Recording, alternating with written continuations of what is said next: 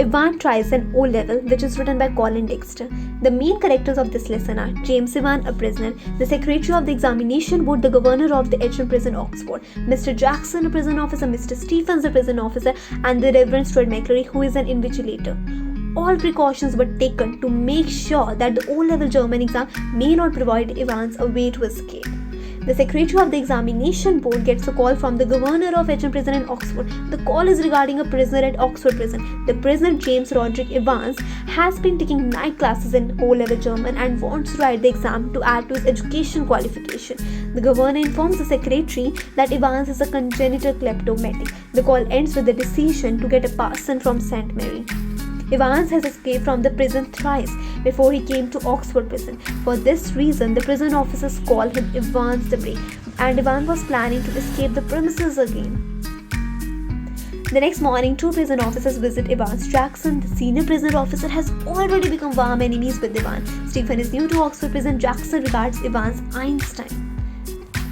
They confiscate Evans' razor and has already taken away Evans' nail scissors. Jackson asks Evan to remove his filthy hat, but Evans manages to retain his filthy bobble hat by claiming it to be his lucky charm. At 8:45 am, Reverend Stuart McCreary leaves and makes his way to Oxford prison, where the 2-hour exam is scheduled to begin exactly at 9:15 am.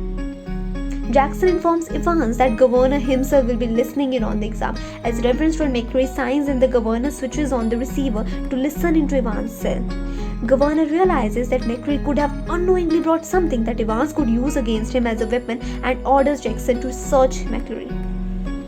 Jackson retrieves McCreary and searches him. Jackson questions him about a semi-inflatable rubber ring. McCreary replies that it's for his Hemi-Moffat problem. Later he finds a paper knife which was confiscated by him.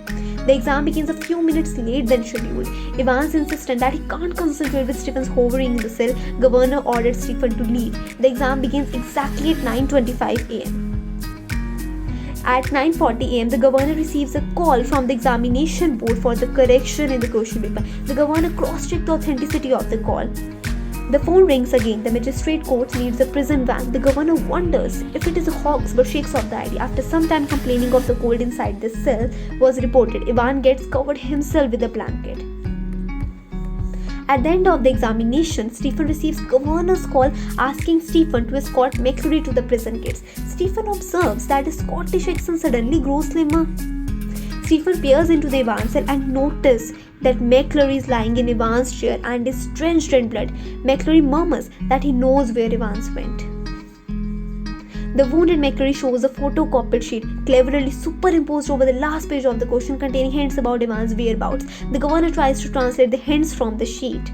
The governor realizes that the examination board's one of the employees must have been involved in Evans' escape.